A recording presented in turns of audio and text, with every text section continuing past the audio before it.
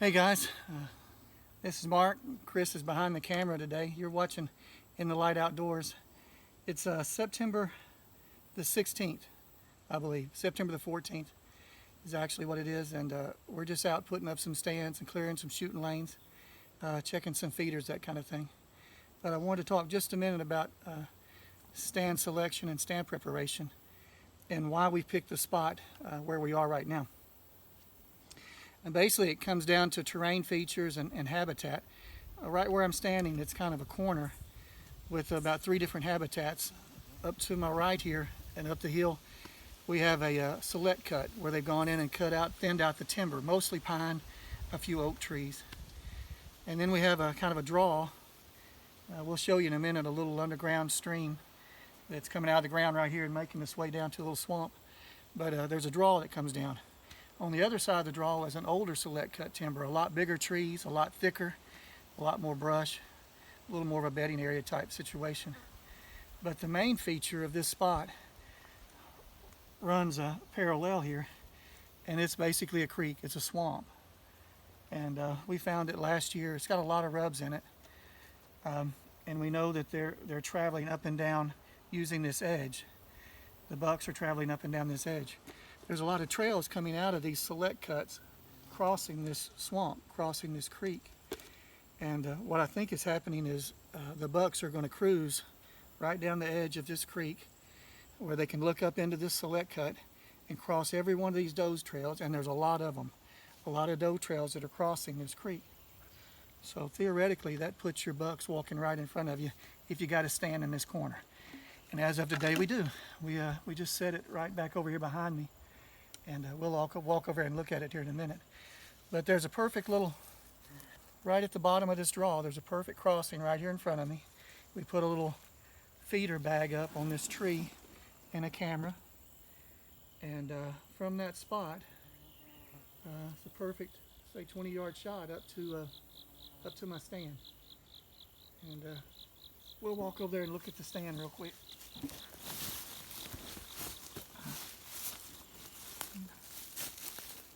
Let's see the best way to get there. I'll show you a mock scrape we put in just for the fun of it.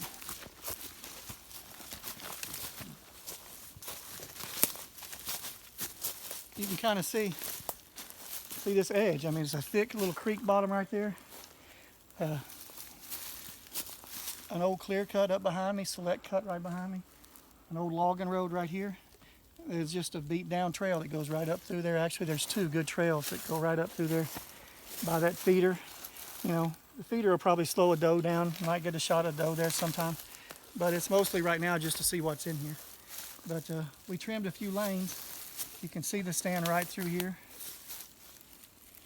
It's still pretty thick in that oak tree. And there's a trail coming out right here. I put a little mock scrape there just for fun. We'll walk through it.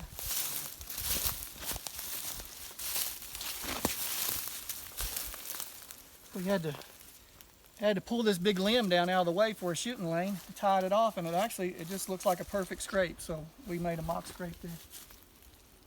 And it's real thick. Kind of go through this thicket, and we'll get down here where the tree stand is.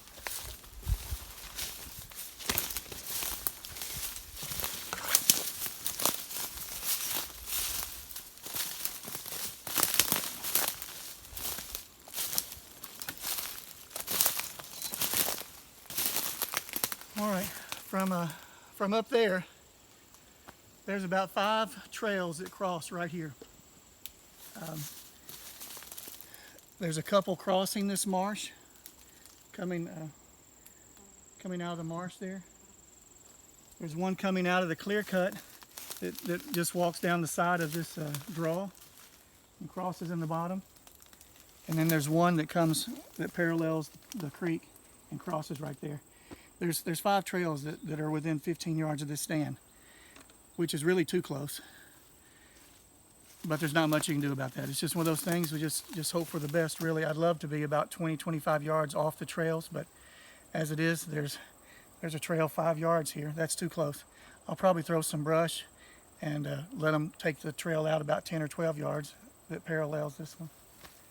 But what I'm hoping is they walk out there in that clear cut kind of in that bright sunshine with me back in the shade up in those treetops, it's perfect. They can't see you. My only other concern is because we're kind of in a little bit of a bowl, is the real possibility of the wind swirling. But in South Arkansas, it's going to swirl anyway. But you know, you kind of pick your days, get a little front coming through where you got a good strong wind. Right now, it's hitting me pretty hard right up through here, which I think would be a good wind because I can see some deer possibly bedding in this swamp behind me or coming out of the swamp. And we're up high enough, possibly anything coming this way that is parallel in this creek will be, the wind will go over their head, I hope, with this wind. Anyway, quite honestly, you can hunt just about any wind here and have a chance because there's trails coming from every direction. Never hunted here before in my life. Been here only twice.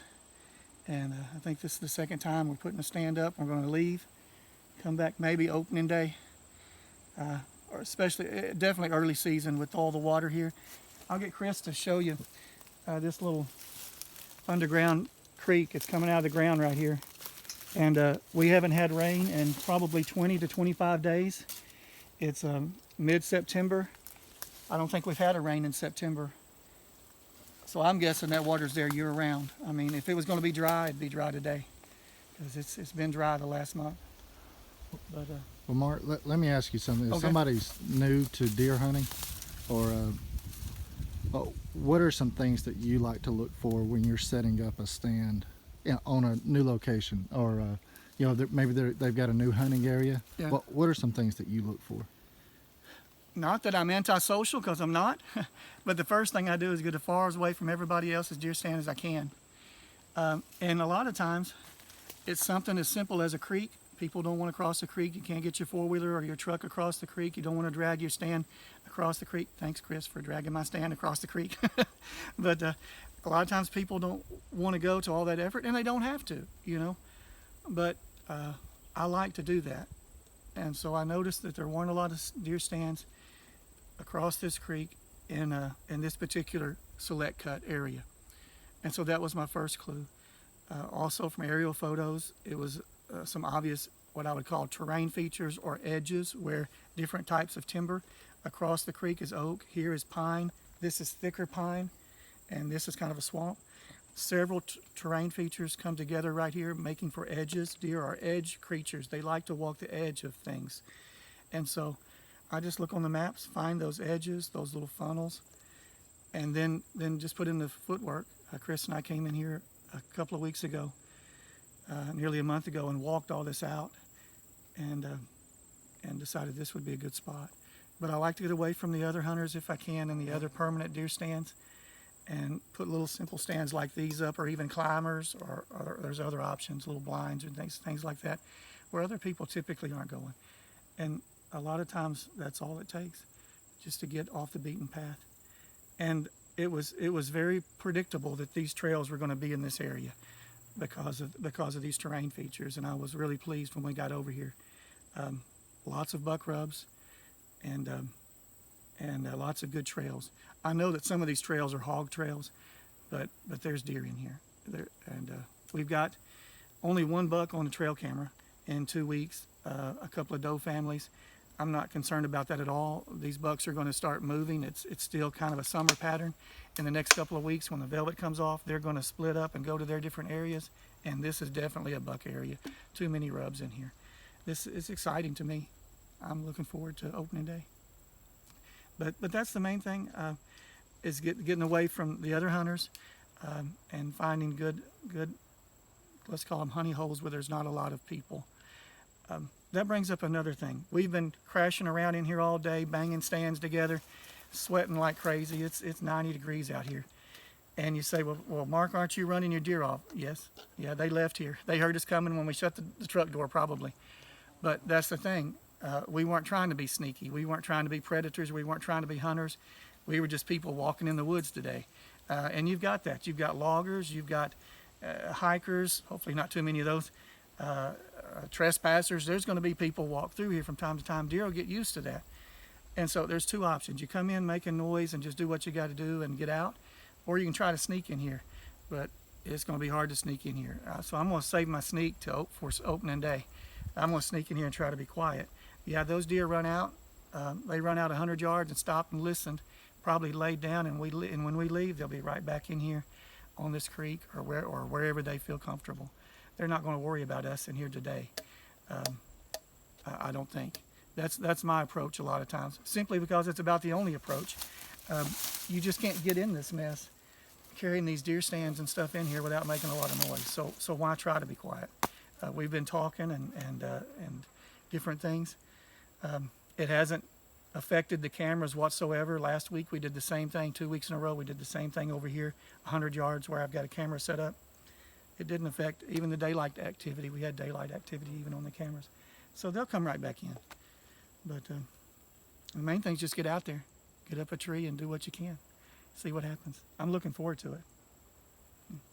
What do you think, Chris? I think everything's good. We got one more little project to do, then we got to get out of these woods and get cleaned up. And we got a deer camp meeting in a couple of hours. So I think we're going to wrap it up unless Chris got something to add. Just thank you for watching In the Light Outdoors. Thanks a lot. Have a good day.